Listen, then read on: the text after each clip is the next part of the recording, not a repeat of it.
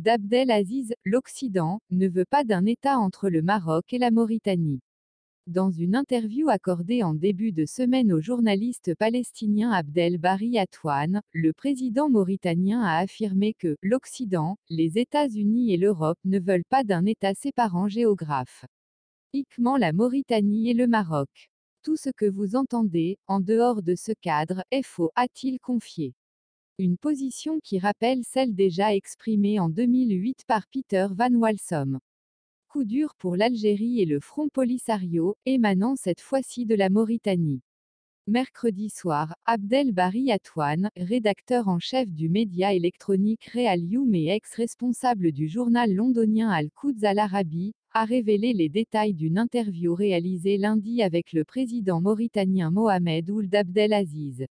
Alors que son pays reconnaît la pseudo-RASD, depuis 1984, le président mauritanien n'a pas hésité à confier que l'Occident, les États-Unis et l'Europe ne veulent pas d'un État séparant géographiquement la Mauritanie et le Maroc. Affirmant qu'il s'agit d'un dilemme, le président mauritanien sortant a précisé à son interlocuteur, tout ce que vous entendez, en dehors de ce cadre, est faux. Les propos du président mauritanien interviennent alors que la Mauritanie entretient des relations avec le Front Polisario. D'ailleurs, le 11 mars dernier, le mouvement de Brahim Ghali a dépêché Mohamed Kadad, son coordinateur avec la MINURSO, pour remettre une lettre à Mohamed Ould Abdel Aziz concernant le différend du Sahara occidental. Une position soulignée en 2008 par Peter Van Walsom.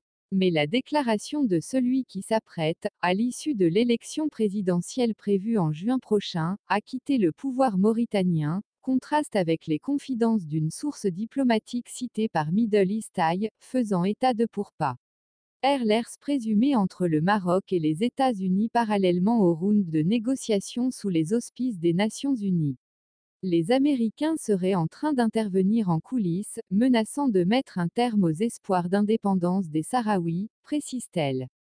Une information démentie ce jeudi par un diplomate sahraoui prenant part aux deux tables rondes de l'ONU.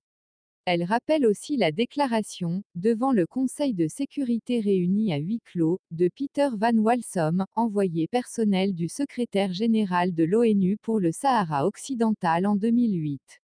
Le 21 avril, l'envoyé onusien avait reconnu devant les 15 que l'indépendance du territoire annexé par le Maroc en 1975 n'était pas, à ses yeux, un objectif atteignable, rapportait Le Monde il y a 11 ans. Dans un discours, le diplomate allemand avait dit avoir conclu, dès janvier 2006, qu'un Sahara occidental indépendant n'était pas une proposition réaliste. Peter Van Walsom avait aussi déclaré que la reprise des négociations directes entre les parties, relancées en 2007 à Manasseh, près de New York, ne mène nulle part.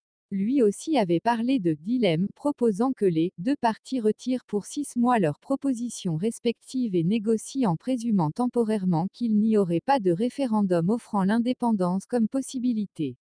Des déclarations qui avaient été accueillies favorablement par la France et les États-Unis.